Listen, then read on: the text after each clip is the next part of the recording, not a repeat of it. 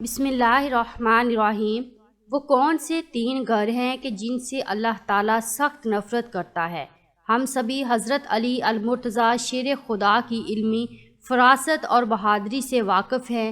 ہر مسلمان یہ جانتا ہے کہ نبی صلی اللہ علیہ وسلم نے فرمایا کہ میں علم کا شہر ہوں اور علی اس کا دروازہ ہے۔ ایک مرتبہ حضرت علی رضی اللہ تعالیٰ عنہ نماز عصر پڑھنے لگے تو ایک شخص آپ رضی اللہ تعالیٰ عنہ کے پاس آیا۔ اس کی نیت یہ تھی کہ وہ آپ کی نماز عصر قضا کروانا چاہتا تھا، اس لیے اس نے آپ سے ایک ایسا مشکل سوال پوچھا جس کے لیے ایک لمبا جواب درکار تھا، اور اس نے یہ سوال کیا مقصد بھی یہی تھا کہ آپ کی نماز قضا کروا سکے۔ لہٰذا اس نے آپ سے پوچھا کہ اے علی، بتائیے کہ دنیا میں کون کون سے جانور ایسے ہیں جو انڈے دیتے ہیں اور کون سے جانور بچے دیتے ہیں؟ حضرت علی رضی اللہ تعالیٰ عنہ نے اس شخص کی جانب دیکھا اور فرمایا، وہ تمام جانور جن کے کان باہر ہوتے ہیں وہ بچے دیتے ہیں، اور وہ سب جانور جن کے کان اندر کی جانب ہوتے ہیں وہ انڈے دیتے ہیں۔ آج سائنسدانوں کی صدیوں کی تحقیق کے بعد اس بات کی تصدیق ہو چکی ہے۔ یہ تھی حضرت علی رضی اللہ تعالیٰ عنہ کی فہم فراست اور اللہ تعالیٰ کی جانب سے عطا کردہ ذہانت۔ کہتے ہیں کہ ایک مرتبہ حضرت علی رضی اللہ تعالیٰ عنہ خطبہ دے رہے تھے، اور دوران خطبہ آپ نے ارشاد فرمایا، اللہ کا قہر اور غصہ تین گھروں پر نازل ہو سکتا ہے، کیونکہ ان تین گھروں سے اللہ کو سخت نفرت ہے۔ آپ کا خطاب سننے والے تمام لوگ ہمہ گوش ہو گئے اور یہ جاننے کی جستجو میں تھے کہ وہ کون سے تین گھر ہیں کہ جن پر اللہ تعالیٰ کا قہر اور غضب نازل ہوتا ہے اور جن سے اللہ تعالیٰ سخت نفرت کرتا ہے۔ حضرت علی رضی اللہ تعالیٰ عنہ نے فرمایا، نمبر 1، ایسا گھر جس میں عورت کی آواز مرد کی آواز سے اونچی ہو جائے، یعنی جس گھر میں مرد کی نسبت عورت احکام صادر کرے، یا یوں کہہ لیجئے کہ جس گھر میں عورت کی حکمرانی ہو، تو اللہ ایسے گھر سے سخت نفرت کرتا ہے۔ عورتوں کو جو حقوق اور آزادی دین اسلام نے دی ہے، اس سے پہلے کسی مذہب نے نہ دی تھی، لیکن ساتھ ہی ساتھ اسلام نے یہ بھی تعلیم دی ہے کہ مرد حاکم جبکہ عورت محکوم ہے، یعنی جب گھر داری کے نظام کی بات ہو تو شوہر کو حاکم جبکہ بیوی کو محکوم بنایا گیا ہے۔ لیکن اس کے برعکس اگر کوئی عورت خود کو اپنے شوہر سے بلند برتر اور افضل سمجھنے لگے اور گھر کے فیصلے بیوی کرنے لگے تو ایسے گھر کو فرشتے سارا دن کوستے رہتے ہیں، یعنی ایسے گھر پر اللہ تعالیٰ کے فرشتوں کی لعنت ہوتی ہے۔ حضرت جابر بن عبداللہ رضی اللہ تعالیٰ عنہ بیان کرتے ہیں کہ میں نبی صلی اللہ علیہ وسلم کے ساتھ عید کے دن نماز میں حاضر تھا، تو آپ نے خطبے سے قبل بغیر اذان اور اقامت کی نماز پڑھائی، اور پھر نماز کے بعد حضرت بلال رضی اللہ تعالیٰ عنہ پر ٹیک لگا کر کھڑے ہوئے اور اللہ تعالیٰ کا تقوی اختیار کرنے کا حکم دیا اور اس کی اطاعت کرنے پر ابھارا، اور لوگوں کو وعظ کی نصیحت کی۔ پھر عورتوں کے پاس آئے اور انہیں وعظ و نصیحت کی اور کہنے لگے، اے عورتوں، صدقہ خیرات کیا کرو، کیونکہ تمہاری اکثریت جہنم کا ایندھن ہے۔ حضور صلی اللہ علیہ وسلم نے یہ بات ارشاد فرمائی تو عورتوں کے درمیان سے ایک سیاہ نشان رخساروں والی عورت اٹھ کر کہنے لگی، اے اللہ کے رسول، وہ کیوں؟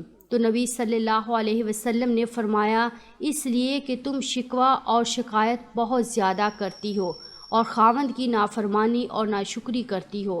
اب خود ہی سوچ لیجئے کہ وہ عورت جس کو خاوند کے مقام اور مرتبے کا علم ہوگا، کیا کبھی وہ اپنے خاوند کے سامنے اونچا بولے گی؟ ہرگز نہیں۔ لیکن اکثر عورتیں جو ایسا کرتی ہیں وہ دین سے دوری کی وجہ سے ایسا کرتی ہیں۔ یاد رہے کہ کوئی عورت اپنے شوہر کے مقام و مرتبے کو جان لے تو شوہر کو کھانا دینے کے بعد اس وقت تک نہیں بیٹھے گی جب ایک شوہر کھانے سے فارغ نہ ہو جائے۔ قرآن مجید میں مرد کا مقام بیان کرتے ہوئے اللہ تعالیٰ یوں فرماتے ہیں کہ مرد عورت پر حاکم ہے، اس لیے کہ اللہ تعالیٰ نے ایک کو دوسرے پر فضیلت دی ہے، اور اس وجہ سے کہ مردوں نے مال خرچ کیے ہیں، پس نیک فرما بردار عورتیں خاوند کی عدم موجودگی میں بحفاظت اپنی نگہداشت رکھنے والی ہیں۔ اور شوہر کے مقام کو اس حدیث میں بھی واضح کیا گیا ہے۔ حضرت عبداللہ بن ابن اب پھر کہتے ہیں کہ جب معاذ شام سے واپس آئے تو نبی کریم صلی اللہ علیہ وسلم کو سجدہ کیا۔ آپ صلی اللہ علیہ وسلم نے پوچھا، اے معاذ یہ کیا ہے؟ انہوں نے کہا کہ میں شام گیا تو میں نے دیکھا کہ وہ لوگ اپنے پادریوں اور سرداروں کو سجدہ کرتے ہیں، تو میری دلی تمنا ہوئی کہ ہم بھی آپ صلی اللہ علیہ وسلم کے ساتھ ایسا ہی کیا کریں۔ تو آپ صلی اللہ علیہ وسلم نے فرمایا، ہرگز نہیں، ایسا نہ کرنا، کیونکہ میں اللہ کے علاوہ کسی کو سجدہ کرنے کا حکم دیتا تو عورت کو حکم دیتا کہ وہ اپنے شوہر کو سجدہ کرے۔ قسم ہے اس ذات کی جس کے ہاتھ میں محمد صلی اللہ علیہ وسلم کی جان ہے، عورت اپنے رب کا حق ادا نہیں کر سکتی جب تک کہ اپنے شوہر کا حق ادا نہ کر لے، اور اگر شوہر جماع کی خواہش ظاہر کرے اور وہ بیوی کجاوے پر سوار ہو تو بھی شوہر کو منع نہ کرے۔ ناظرین، اب خود ہی سوچ لیجئے کہ اسلام عورت کو تعلیمات دے رہا ہے، عورت ان تعلیمات سے واقف ہو گئی تو وہ اپنے شوہر کا احترام کرے گی۔ اس لیے ہماری ماؤں بہنوں کو چاہیے کہ وہ اس بات کا خیال رکھیں اور اپنے گھر کو اللہ کے غضب اور فرشتوں کی لعنت سے بچائیں۔ نمبر 2، حضرت علی رضی اللہ تعالیٰ عنہ نے فرمایا، جس گھر میں کسی کے ہاتھ کا مارا ہوا پیسہ جمع ہو اور اس ناحق کے پیسے سے اس گھر کا خرچ چلتا ہو، چاہے یہ پیسہ کسی یتیم کا ہو یا کسی بھی دوسرے شخص کا، ایسے پیسے کو استعمال کرنا اللہ کے غضب کو دعوت دینے کے برابر ہے، اور اللہ تعالیٰ ایسے گھروں سے سخت نفرت فرماتا ہے۔ کسی دوسرے کا مال دھوکے سے کھانا ناجائز اور حرام ہے، شریعت نے ایسا کرنے سے منع فرمایا ہے۔ بے شمار آیات اور احادیث اس بات پر دلالت کرتی ہیں۔ قرآن میں اللہ تعالیٰ نے فرمایا، اے ایمان والو، تم ایک دوسرے کا مال آپس میں ناحق طریقے سے نہ کھاؤ، سوائے اس کے کہ تمہاری باہمی رضامندی سے کوئی تجارت ہو۔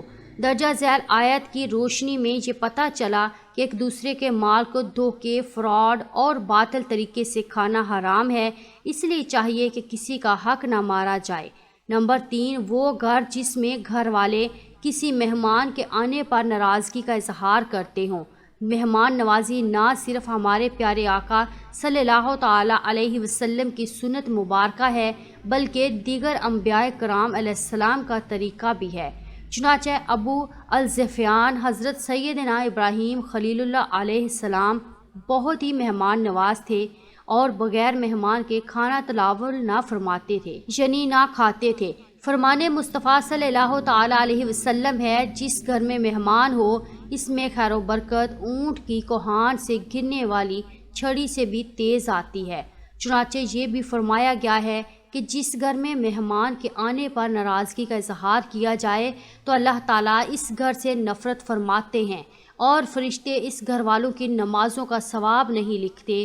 اس لیے چاہیے کہ مہمان کی آمد پر ناراض نہ ہو، بلکہ مہمان کو اللہ کی رحمت کہا گیا ہے، اللہ کا احترام کرنا چاہیے۔ آپ نے ان 3 گھروں کے بارے میں جان لیا، اور یہ بھی جان لیا کہ ان 3 گھروں میں رہنے والوں کے ایسے کون سے کام ہیں جن کی وجہ سے اللہ تعالیٰ ان گھروں سے سخت نفرت فرماتا ہے، اور جب اللہ تعالیٰ ناراض ہوتا ہے تو اللہ کی برکت ایسے گھروں سے اٹھ جاتی ہے جہاں اپنے گھروں میں پریشانیاں آ جاتی ہیں۔ اس لیے ضروری ہے کہ ایسے کاموں سے کوسوں دور رہا جائے۔ یاد رہے کہ اتنی نوبت ہمارے گھروں میں تب آتی ہے جب تمہاری مائیں بہنیں دین کی تعلیم سے ناواقف ہوں۔ اسی طرح مردوں میں بھی دینی تعلیم کی کمی ان کاموں کا باعث بنتی ہے۔ اس لیے چاہیے کہ بنیادی اسلامی تعلیمات سیکھی جائیں اور قرآن مجید کو ترجمے کے ساتھ پڑھا جائے، اور احادیث نبوی صلی اللہ علیہ وسلم اور سیرت نبوی صلی اللہ علیہ وسلم کا مطالعہ کیا جائے، تاکہ ہمیں پتہ ہو کہ اللہ تعالیٰ کن کاموں سے راضی ہوتا ہے اور کن کاموں سے اللہ ناراض ہوتا ہے۔ اسی طرح سے کسی کا مال ناحق کھانے کے متعلق بڑی وعیدیں ہیں، خاص طور پر یتیم کے مال کو استعمال کرنے پر بڑی سخت تنبیہ ہے۔ جب انسان قرآن و حدیث کا مطالعہ کرے گا تو اس کو تمام ایسی باتوں کا علم ہوگا جو اللہ کے غضب کو دعوت دینے والی ہیں۔ اللہ عز و جل سے دعا ہے کہ ہمیں صحیح طریقے سے دین اسلام کو سمجھنے اور اس پر عمل کرنے کی توفیق عطا فرمائے۔ آمین۔ ناظرین کمنٹ باکس میں آمین ضرور لکھیے اور ویڈیو کو لائک کیجیے، ہمارے چینل کو سبسکرائب کیجیے۔ شکریہ۔